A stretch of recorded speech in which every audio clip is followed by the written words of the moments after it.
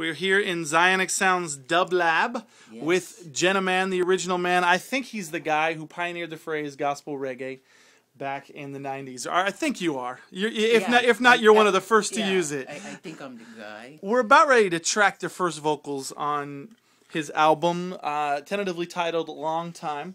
And as I give him a few pointers, I want to give it to you guys, you artists, vocal tips. First of all, first thing you want to do is you want to warm up. Now, you don't warm up to a song by singing it full steam ahead. You can blow out your voice. You want to pace yourself. You want to warm up kind of like how an athlete would. Stretch slowly, you know, and you want to do that. I usually warm up before I get on stage by singing I Saw Mommy Kissing Santa Claus. I hum it, though. And I do just maybe hymns or something soft, something nice, something light. Humming is a great way to warm up your voice. You want to avoid talking a lot before you're going to go on stage and talking a lot before you go into the studio, because you can actually blow your voice more by talking sometimes, especially me, I talk incorrectly, or if you're trying to talk in a loud venue or something, than you can by singing. You also want to make sure when you're on stage that you can hear yourself very well, which is why in-ear monitors are absolutely crucial.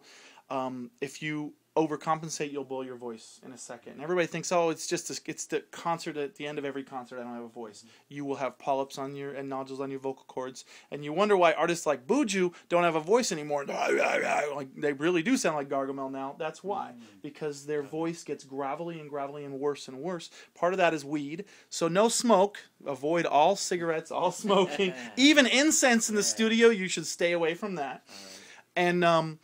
And the natural thing the artists want to do is they say, okay, well, let's get some hot tea, right? That's the natural thing. You don't want hot tea. You don't want anything that is going to cause shock to your vocal cords. So warm, lukewarm, or something a little warm, like your body temperature, that's one thing. You don't want anything really cold either. That can constrict also. So you can have some pitch issues with that also. So you want to stay away from hot, stay away from cold, stay away from caffeine. A lot of people want to have tea or coffee or something that's going to caffeinate, and that's going to dry out your vocal cords.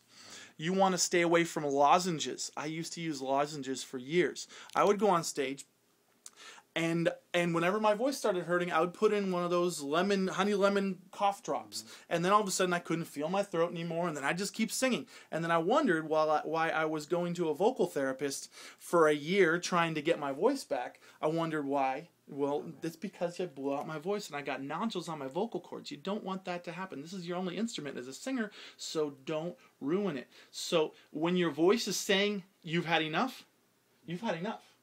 So water is probably the best thing you can have right here. This is just water, or I drink a lot of water during the day. I also chew gum. I even chew gum on stage sometimes. I know UB40's lead singer does that. I know my chorus teacher would kill me for saying that, but just keep your throat well lubricated. If you drink a whole lot of water every day, like what a doctor says you should, 8 glasses or more, you won't feel lubricated that day. But in a few weeks, you will be more well lubricated. You'll also go to the bathroom a whole lot more. but that's the best way to lubricate your system.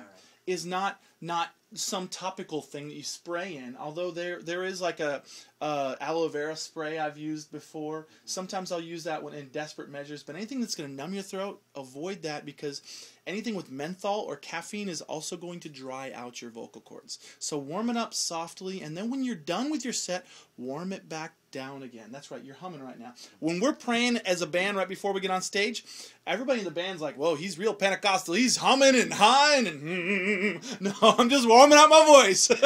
So any other questions you got for me?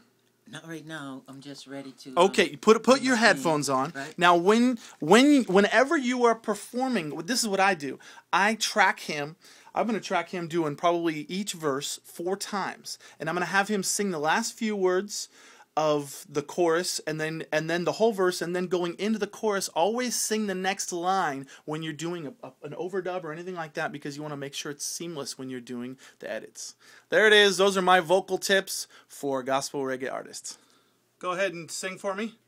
You're well righteous. As loud as you're going to get. You're well righteous. Any louder? Nah. That's it? Yeah. Okay. All right. So what I'm doing now is I try and get you to sing as loud as you can to make sure you're not going to clip, because if you clip, if you get in the red, then it'll sound distorted. You want to avoid all clipping. I'm going to give you one more pointer. I heard you coughing earlier. Try not to cough. Anything that's going to cause damage there. Clear your throat. Try to do that as little as possible. Use water if you can. I mentioned earlier your P's. Make sure they don't pop. This is a pop guard, but you can still get wind through that. So you want to watch your P's, and when you sing loud, you're gonna lean back, and when you sing closer, you're gonna just kind of compensate. When you really wail, I want you to move forward and back. Okay? Perfect. Let's do this, man. All right.